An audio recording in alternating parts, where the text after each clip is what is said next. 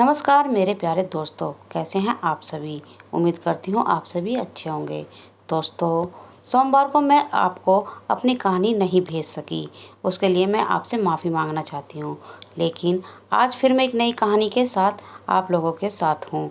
दोस्तों, मेरी ये नई कहानी सुनने के लिए मेरे चैनल को लाइक करें, शेयर करें और सब्सक्राइब करना ना भूलें। तो दोस्तों, आज जो मैं कहानी लेकर आई हूँ उसका टाइटल है आत्मा का इंतकाम, अनोखी दुल्हन पार्ट 1।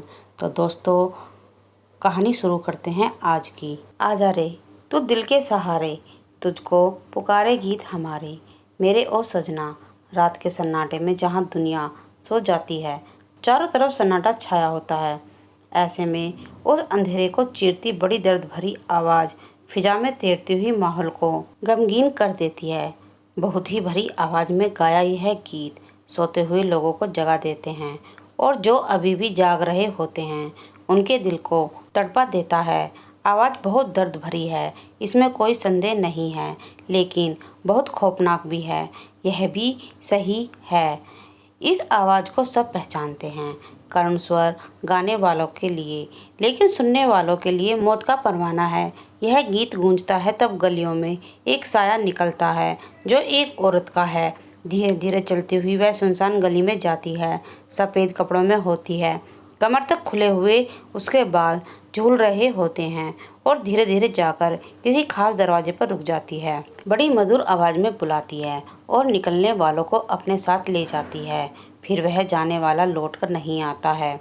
आती है तो उसकी मौत की खबर। वो इंतकाम में सुलगती हुई एक आत्मा है जो किसी खास मकसद से ही लोगों को मार रही है। वह एक खौफनाक चुड़ैल है, लेकिन सोचने वाली बात है कि वह लड़कियों या औरतों के साथ ऐसा नहीं करती। उसका शिकार सिर्फ मर्द ही बनते हैं।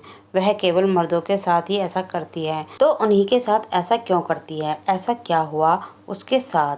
ऐसा क्यों कर रही है? पूरे शहर में आतंक फैला हुआ है। लोग कहते हैं उसका एक मिशन है। उसका क्या मिशन है यह किसी को नहीं पता। हर कोई डरा हुआ है, हर जगह खौफ पसरा हुआ है। क्या पता कौन सी गली में दस्तक हो और उसकी मौत उसे खींच कर ले जाए। क्या पता आने वाले कल में किसकी बारी है। क्या वह सबको मारती है या कुछ चुनिंदा लोगों को ही? वह चुड़ैल कैसे बनी? इन सब बातों को अब होगा पर्दाफाश। आइए चलते हैं इस खौफनाक कहानी का राज जानने के लिए बेंगलुरु के एक ऑफिस में। चल यार, ऑफिस में बैठे बैठे बोर हो गए हैं, चल आज कहीं घूमने चलते हैं, कौशिक ने उकताए हुए स्वर में सौम्य से कहा। कौशिक ने भी उसका अनुमोदन किया। सच यार, मैं भी बोर हो गया हूँ एक सी रूटीन में बंद कर। ऐसा लगता है कि जैसे ज़िंदगी यहीं थम कर रह गई। हम बिल्कुल मशीन बनकर रह गए हैं। कोई एडवेंचर, कोई जरा सा भी थ्रिल नहीं, वही बोरियत भरी रूटीन। तो फिर चल कहीं दूर चलते हैं, इस ऑफिस से दूर, सौम्या ने लंबी सांस छोड़ते हुए कहा। सौम्या हर समय पता नहीं किस दुनिया में गुम रहता था। उसको हंसते हुए तो कम ही देखा जाता था। कौशिक उसको इस बात के लिए कई बार टोक भी चुका था, लेकिन सौम्या हंसकर टाल देता था। कह देता था कि आदत है, सबकी आदत है, एक सी नहीं होती। तू अलग तरह का है, मैं अलग तरह का हूँ। दोनों कंप्यूटर इंजीनियर हैं और अकेले ही बेंगलोर में रहते हैं। कौशिक दिल्ली में रहता था। उसके पेरेंट्स, भाई बहन भी वहीं थे। बीटेक करने के बाद उसका प्लेसमेंट बेंगलुरु में एक मल्टीनेशनल कंपनी में हुआ था। मैं पहले तो यहाँ भेजने के लिए उसके घर वालों ने आनाकानी की, लेकिन अच्छी जॉब होने के कारण कोशिश ने कह दिया कि वह जाएगा। पहले पहले जब वह आया तो अकेला था, हिचकिचा रहा था। उसे याद आया अब इसमें पहला दिन बहुत तनाव से भरा था। वह सोच रहा था कि कैसे एडजस्ट करेगा, कैसा लगेगा नया शहर, नया परिवेश, नया माहौल। लेकिन पहले ही दिनों उसकी जान पहचान उसके ही जैसे सौम्य से हो गई। वह भी कंप्यूटर इंजीनियर था, वह भी दिल्ली से ही आया था। सौम्य के डैडी दिल्ली पुलिस में इंस्पेक्टर थे। ये सभी राजेंद्र नगर के रहने वाले थे। उसकी ऑफिस में ही सौम्य से मुलाकात हुई थी। वह भी नया आया था। पहले तो दोनों अलग अलग रूम लेने को थे, लेकिन फिर सोच कि दोनों मिल कर लेते हैं। उन्होंने तुलसी धाम सोसाइटी में चौथी फ्लोर पर फ्लैट लिया। वे बड़े आराम से रह रहे थे। इनकम खूब अच्छी थी, इसलिए घर भेजकर भी काफ़ी मौज से कटती थी। अभी शादी दोनों लोगों की नहीं हुई थी। बागों के शहर के नाम से मशहूर बेंगलोर वैसे भी बहुत खूबसूरत जगह है। जब उन्होंने मूड बना ही लिया था तो फिर दूसरे दिन छुट्टी ले ली और वे निकल पड़े शहर की भीड़ भाड़ से दूर। पहली बार दोनों साथ घूमने निकले थे, इसलिए दोनों ने आपस में बातें भी खूब की थीं। सौम्य वैसे तो कम बोलता था, लेकिन आज बाहर निकलकर थोड़ा खुल गया था और अब दोनों के बीच में उतना अजनबीपन भी नहीं रहा था। इस समय दोनों खूबसूरत पहाड़ी जगह पर थे। आज कौशिक और सौम्य खूब घूमे थे। वे दोनों अभी सूर्यास्त का दृश्य देख रहे थे। सूर्य ढलता हुआ भी इतना खूबसूरत लगता है, यह उन्होंने आज जाना था। कहाँ मौका मिलता है नेचर के पास जाने का। इस समय वे जिस जगह पर बैठे थे उसका नाम था सावन दुर्ग। छोटी छोटी ढलान वाली पहाड़ियाँ फूलों से और विभिन्न वनस्पतियों से ढकी हुई उन्हें जैसे चुंबकीय आकर्षण से बांधे थीं। शरद प्रकृति के उस खुले सौंदर्य को टकटकी लगाए। ऐसे ही समय में अचानक कौशिक के मन में एक सवाल आया। यार, एक बात पूछना चाहता हूँ। क्या? सौम्या ने प्रश्नवाचक नज़र उठाकर कौशिक के चेहरे पर टिका दिया ही कि तूने अपनी लाइफ के बारे में क्या सोचा है।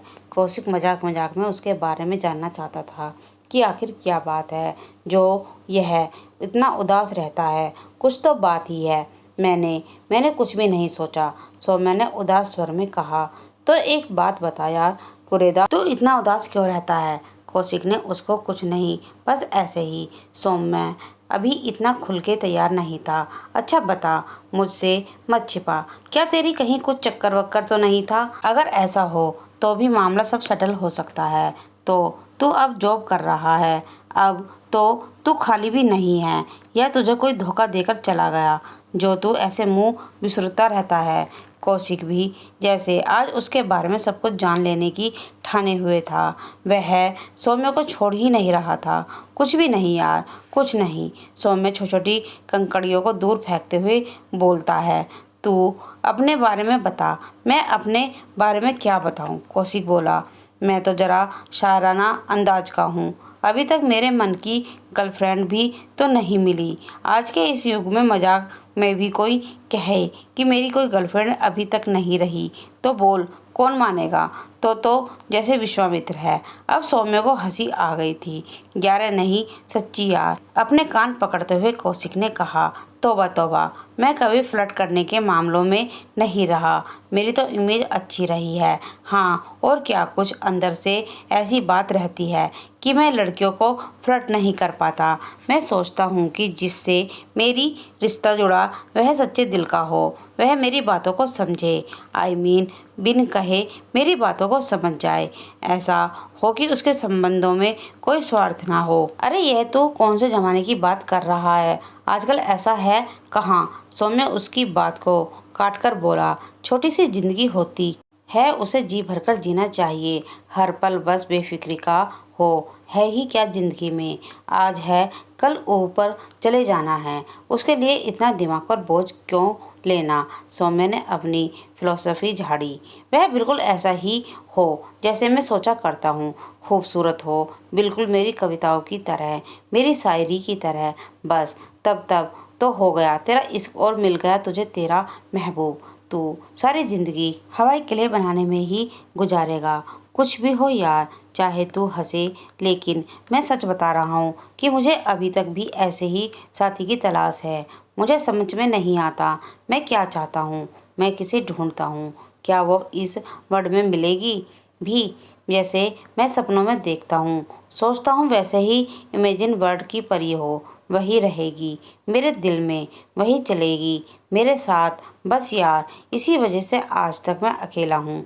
मेरी फितरत ऐसी नहीं है कि लड़कियों से खेलो और फिर उन्हें छोड़कर दूसरों की तलाश में चल दो। एकाएक कई रंग समय के चेहरे पर आए और गुजर गए, जिन्हें कौशिक ने नहीं देखा। आओ अब चलें, अब तो बहुत देर हो गई। सौम्या ने अपने ढंग से कहा। चलो कौशिक अनिच्छा से बोला।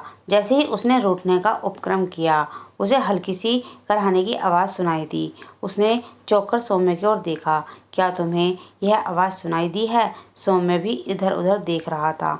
हाँ कौशिक, लगा तो ऐसा ही था कि जैसे कोई कर्रा रहा हो। अब की बार स्पष्ट स्वर में सुनाई दिया, मुझे बचा लो, मुझे बचाओ, पानी पानी। दोनों बहुत जोर से चौंके। यार कुछ चक्कर तो नहीं, सौम्य डरते हुए बोला। यहाँ किसी इंसानी छाया तक का नाम नहीं है।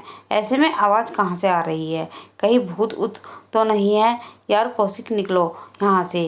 कैसी बात करते हो? इंसान हो या जानवर, कुछ दिमाग का इस्तेमाल भी कर लो। कोई भूत प्रेत होता तो हम अब तक यहाँ आराम से नहीं बैठे होते। अब तक वह हमें चबा चुका होता। कौशिक के स्वर में झुंझलाहट थी। अरे हाँ, इस बात पर तो मैंने ध्यान ही नहीं दिया। पर नाराज क्यों होता है यार? चल देखते हैं, आगे आगे तू, पीछे पीछे मैं। शाम का झुटपुटा उत्तर आया था। दोनों ने सुना। इस बार आवाज़ बहुत स्पष्ट थी, जो किसी लड़की की थी। मुझे निकालो, मुझे बचा लो, पानी पानी। इतना दर्द भरी आवाज़ थी कि दोनों अब उस करुण पुकार को नज़रअंदाज नहीं कर सके। लेकिन सौम्य उस आवाज़ से और भी डर गया। बोला, माना कोई ज़रूरतमंद है, लेकिन मुझे तो वह कोई चुड़ैल लगती है। वह नीचे नहीं गया, वह वहीं रुक गया और कौशिक से बोला, जाओ तुम ही इस लड़की को बचाने का पुनीत कार्य करके आओ।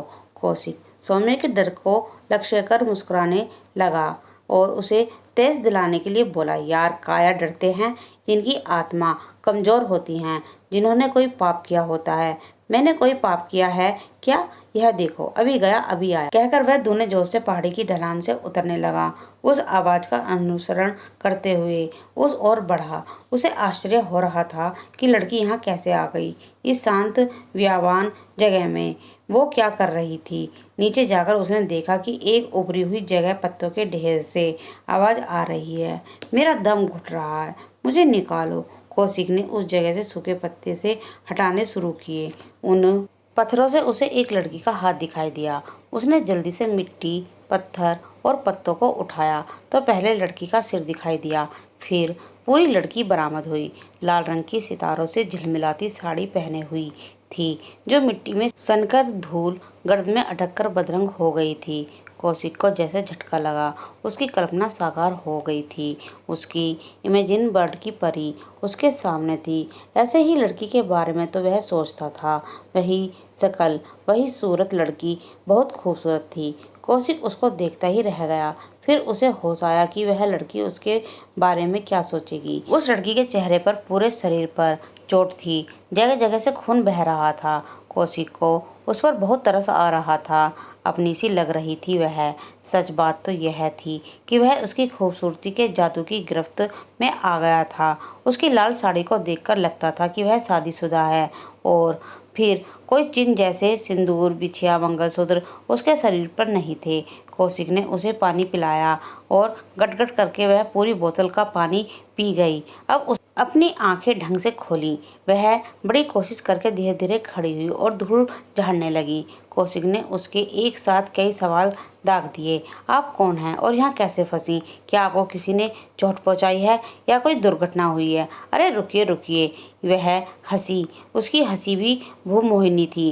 दिल के तार झनक उठे। धूल, चोट के निशान, खून लगा होने पर भी जो चेहरा हंसता हुआ कीचड़ में कमल की तरह सुंदर लगता है, वह स्वस्थ होने पर और श्रृंगार करने पर कितना सुंदर होगा। वह उसकी सुंदरता पर हैरान था या कोई और बात थी जो वह उसकी गिरफ्त में जकड़ रहा था? कुछ ऐसा था। उस लड़की में कहाँ खो गए? मैं यहाँ घूमने आई थी, अकेले ही घूमने निकल जाती हूँ। मुझे प्रकृति के नज़ारे देखना बहुत अच्छा लगता है। अब वह लड़की कौशिक को बता रही थी। मैं वहाँ पहाड़ी पर खड़ी खड़ी अपनी सेल्फी ले रही थी, तभी अचानक आंधी आई और उस आंधी में मैं अपना संतुलन कायम नहीं रख पाई और लुढ़कती हुई यहाँ आकर गिरी। ऊपर से लुढ़कते हुए पत्थर आकर गिरे। उन पत्थरों ने और पत्तों ने मुझे ढक लिया। मैं तो तुरंत ही बेहोश हो गई थी। पता नहीं कब तक बेहोश रही। जब होश आया तो मैंने मदद के लिए पुकारा और आप चले आए। इतना कहकर उसने जो कृतज्ञ नज़र कौशिक पर डाली तो कौशिक निहाल हो गया। चलिए आपको आपके घर पहुंचा दूं। आप घायल हैं, अकेले नहीं जाएंगी। मेरा घर। उसकी बड़ी बड़ी आंखों में उदासी तैर आई। मेरा घर कोई नहीं है, अनाथ हूँ। अनाथ आश्रम में पली बड़ी हूँ और फिर मैं एक स्कूल में पढ़ाने लगी थी। मैं एक बार बीमार हो गई, इसकी वजह से कई दिनों तक स्कूल नहीं जा पाई और तब स्कूल से मुझे निकाल दिया गया। मैं अलग कमरा लेकर रहती थी, किराया नहीं दे पाई तो उसने भी मुझे निकाल दिया। मुझ अकेली लड़की पर उसकी नीयत ही खराब थी, इसलिए मैंने उसका घर छोड़ने में ही भलाई समझी। आप मुझे अपने यहाँ ले चलिए, आपका काम कर दिया करूँगी, खाना झाड़ू पोछा सब करूँगी। तो दोस्तों, मेरी ये कहानी आज की यहीं समाप्त होती है। आगे अब इस कहानी में क्या होगा जानने के लिए मेरा पार्ट 2 ज़रूर सुनिएगा। धन्यवाद।